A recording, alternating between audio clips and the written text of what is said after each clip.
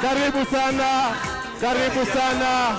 Karibu sana. When he led Kenyans in a Thanksgiving prayer service at Afra Stadium, Nakuru County, President Uhuru Kenyatta made explicit what the executive considers to be the country's future ties with the International Criminal Court, ICC.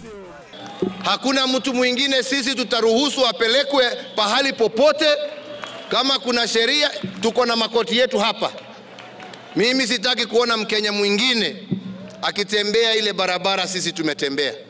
That statement has triggered legal, diplomatic and political questions, particularly over the fate of 3 Kenyans who are on the ICC radar for alleged tampering with prosecution witnesses. The Hague-based court has issued warrants of arrest against Walter Osapiri Baraza, lawyer Paul Gisheru and Philip Kipkoech Bet to stand trial for allegedly corruptly influencing prosecution witnesses in the case against Deputy President William Ruto and former broadcaster Joshua Arap Sang that has since been declared a mistrial. The trial chamber, in a majority ruling, backed Prosecutor Fatou Bensouda's claim that there was political meddling and interference with witnesses.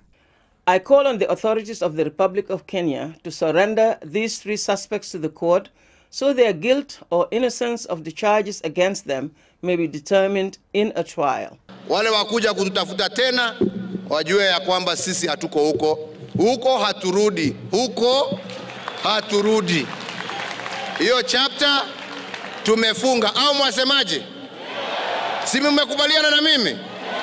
But what is evident from Kenyatta's pronouncement is that the executive was keen on severing ties with the ICC and that the process of withdrawing from the Rome Statute that establishes the court could begin in earnest.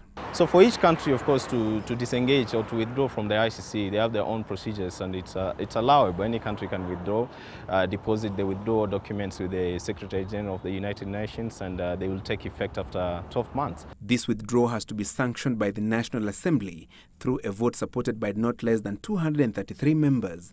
The Jubilee coalition has 216 members, while the opposition team CORD has 133.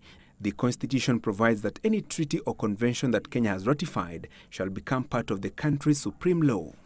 Looking back at our domestic jurisdictions, are we operationalizing our own mechanisms to ensure that indeed we do not need the ICC? Because for a fact, our state does not need the ICC if indeed it can manage its own affairs. And the president's stand on ICC ties in with the African Union Council of Ministers' threat last week for a mass withdrawal from the Rome Statute unless the court was radically reformed.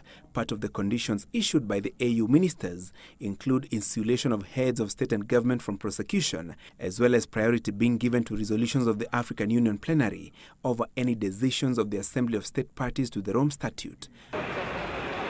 For now, the High Court is yet to determine if Gisheru and Bet will be handed over to the ICC for trial, while Baraza has filed a petition at the Court of Appeal contesting his extradition to The Hague for alleged interference with prosecution witnesses.